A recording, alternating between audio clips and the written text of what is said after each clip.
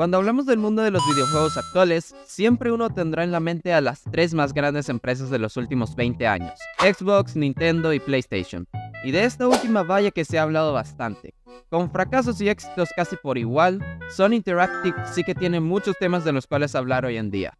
Y uno de los que a mí en lo personal me encantaría compartirles, por obvias razones, es la relación tan poco hablada de PlayStation con Spider-Man. Una relación que la mayoría piensa que inició con los videojuegos de Insomniac Games, pero que realmente lleva muchos más años detrás de los que crees. 1996 fue el año donde Sony salió a la luz con su revolucionaria consola, la PlayStation.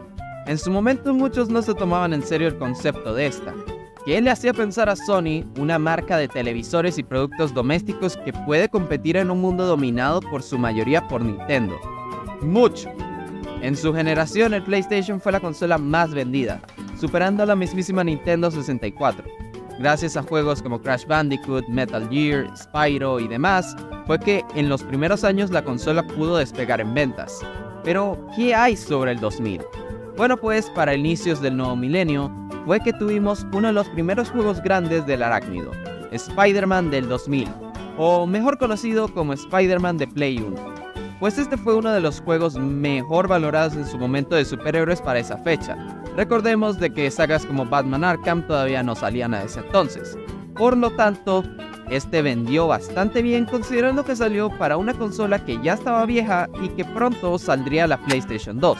Más si consideramos que realmente este juego fue multiplataformas. Igual al final del día, este terminó siendo mejor vendido en PlayStation. Y por eso mismo se le bautizó con el nombre de Spider-Man de PlayStation 1. Posteriormente, un año más tarde, saldría a la venta Spider-Man 2, Enter Electro, secuela directa del videojuego pasado que tendría un enfoque gráfico mucho mejor que en su antecesor, y más agregados que este, más villanos, más secciones de juego, trajes y demás. ¿Cómo le fue al final? No muy bien que digamos. Este, a comparación del primero, no obtuvo las mejores ventas, y la verdad es que en historia y originalidad se queda bastante corto a comparación del primer juego. Súmale a eso una PlayStation 2 que ya cumplía un año de salida del mercado y un incidente relacionado al 9/11 con este juego que retrasó su salida, que este a día de hoy es de los juegos más raros de Spider-Man en la historia.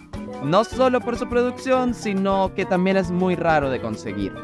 Aunque eso sí, marcó la primera piedra como exclusivo para la relación entre PlayStation y Spider-Man. Avancemos un año más en la historia con la ya establecida PlayStation 2 y con la llegada de la película que de cierta forma terminó de impulsar el subgénero de superhéroes allá por los 2000. Spider-Man de Sam Raimi fue un éxito de taquilla y, como era costumbre de la época, toda película popular recibe su videojuego para promocionarse entre sí. Esta fue una práctica muy usada que nos dejó un montón de juegos entre la sexta y séptima generación de consolas, con nombres grandes de películas dentro de estas.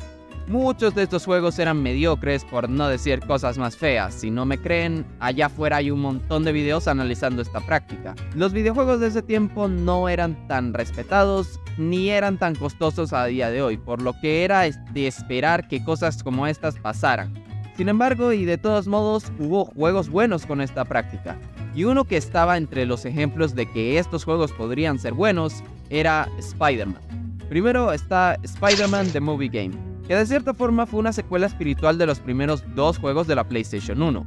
Pese a que volvió a ser un multiplataformas, nuevamente gozó de más popularidad y ventas en la PlayStation 2, colocándose entre uno de los juegos más populares para ese entonces, y siendo una buena opción de compra para niños y adolescentes.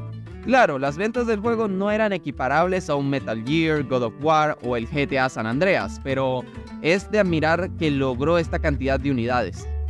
Un par de años después, en 2004, ya con una consola que superaba los 80 millones de consolas vendidas y que iba directa a convertirse en la más vendida de la historia, puesto que ocupa hasta el día de hoy, salió el que por la crítica de ese entonces fue considerado el mejor videojuego de superhéroes de la historia, Spider-Man 2.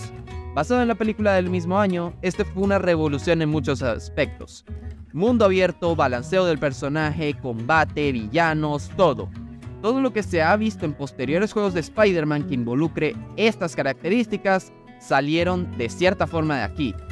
que pese a que no vendió tanto como a su antecesor, según las ventas reportadas, su impacto ascendió hasta la fecha con la saga de Insomniac Games, ayudando a la PlayStation 2 a destacarse en catálogo a comparación de otras consolas de la misma época.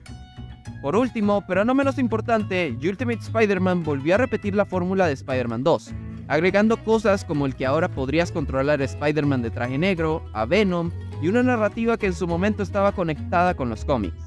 Otro juego que nuevamente no solo apoyó a la consola de turno, sino que dejaría mecánicas de juegos que después se implementarían y mejorarían en el futuro. Luego de tal época de oro para ambos, claramente y como el ciclo de vida lo indica, vino la bajada. PlayStation 3. La PlayStation 3 fue un desastre. Pese a que en sus últimos años pudo salir un poco a flote, originalmente parecía ser el primer fracaso para Sony en las consolas y uno de sus mayores errores hasta el día de hoy. PlayStation 3 will retail for $599 US.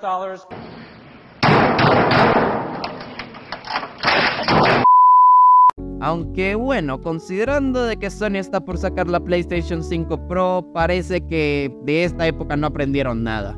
No solo por el hecho de que era una consola carísima que carecía de juegos tan llamativos como su antecesora, sino que de por sí la competencia estaba ruda por esos años.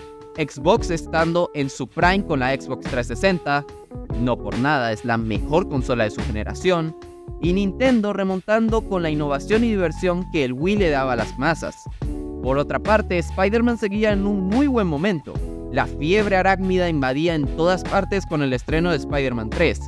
Y Sony aprovechó esto con el sutil detalle de que su nueva consola usaba la misma tipografía que la saga de Sam Raimi, además de su lector DVD y Blu-ray que, obvio, creaban paquetes como este donde te incluían la película más esperada de todo el 2007. Y obvio que como pasó con las otras dos entregas, Spider-Man 3 recibió su videojuego que también fue un desastre. Por este tiempo ya estábamos entrando en una época del gaming donde los videojuegos se hacían más caros y los tiempos de desarrollo entre juegos no eran prudentes para este tipo de juegos basados en películas.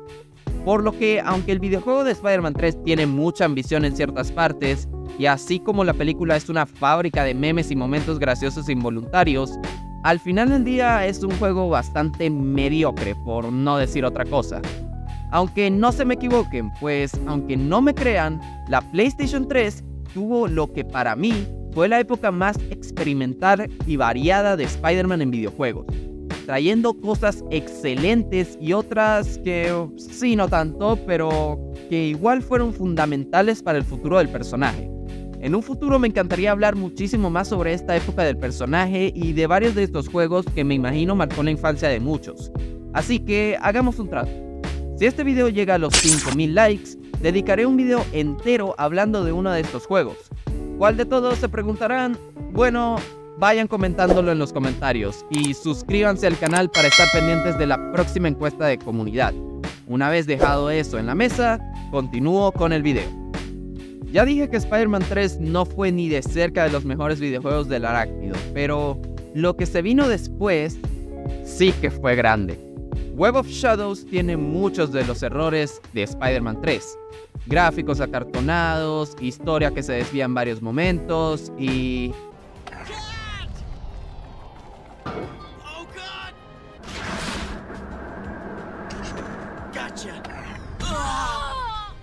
momentos ridículamente graciosos. Pero dentro de eso fue un juego que supo aprovechar muy bien su concepto de invasión simbionte, el cual estaba de moda por la época de Spider-Man 3. Además de ser hasta la fecha el único juego de Spider-Man con finales múltiples y decisiones que afectan directamente la trama y el final de la historia, cosa que en lo personal me encanta cuando pasa en los videojuegos.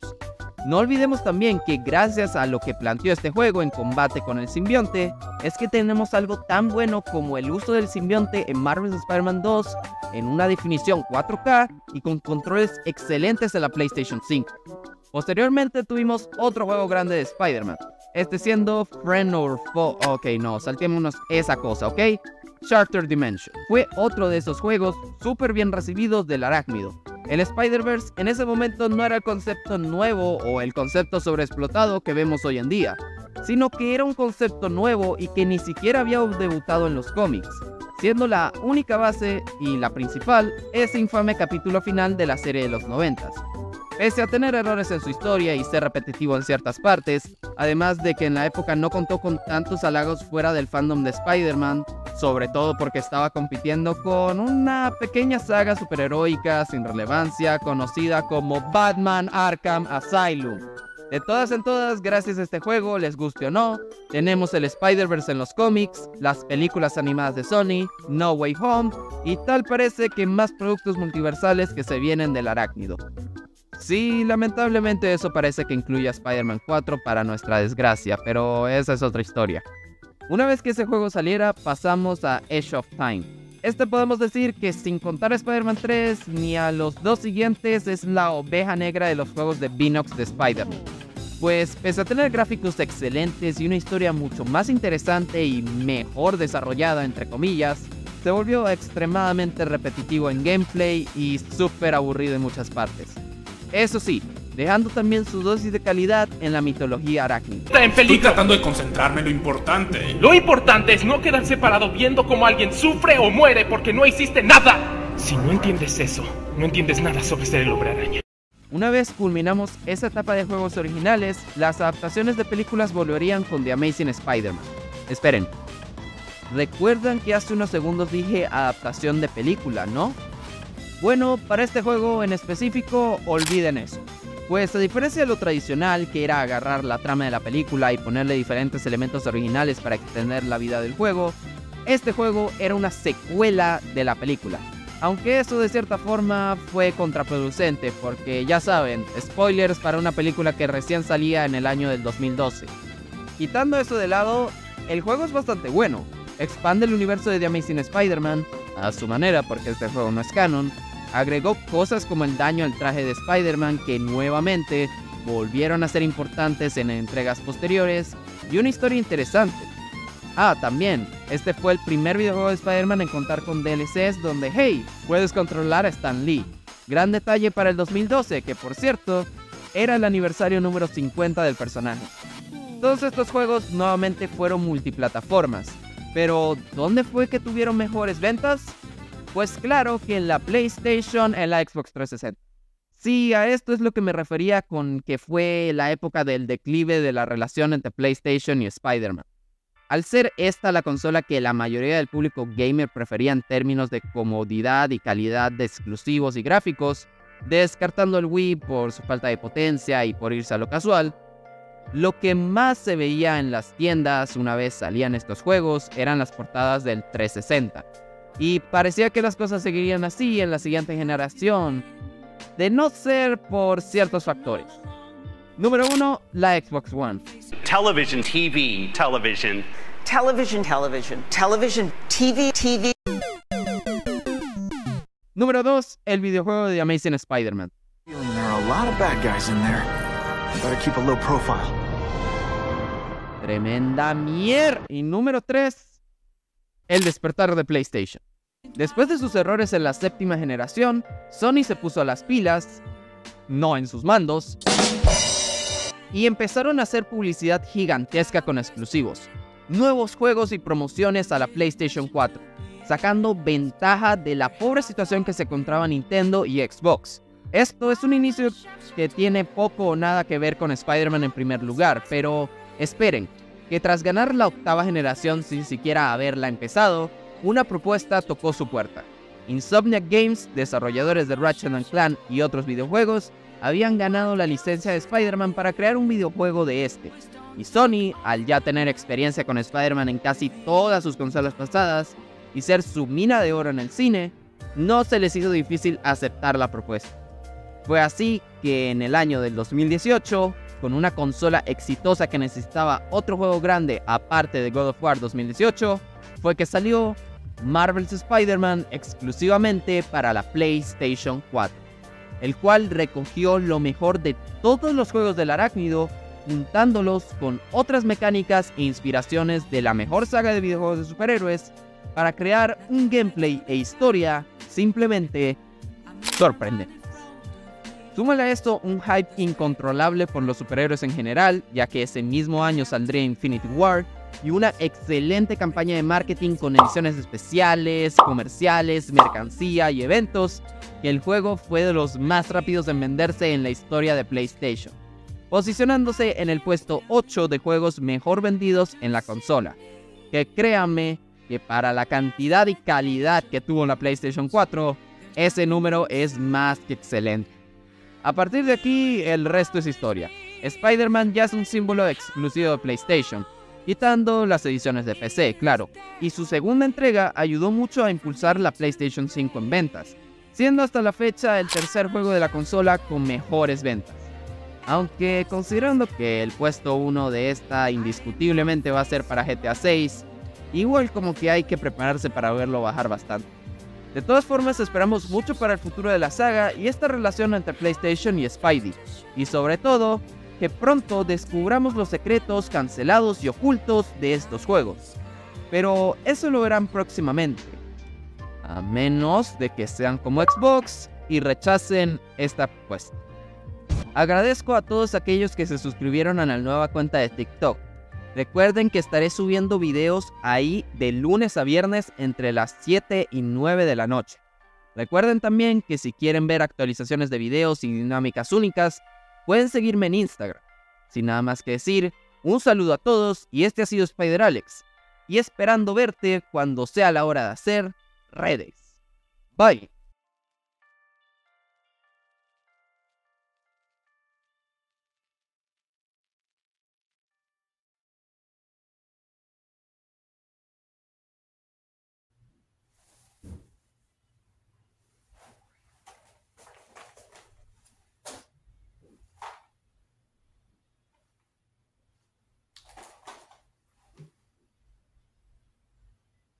Todo este tema lo tenía al revés y no lo sabía.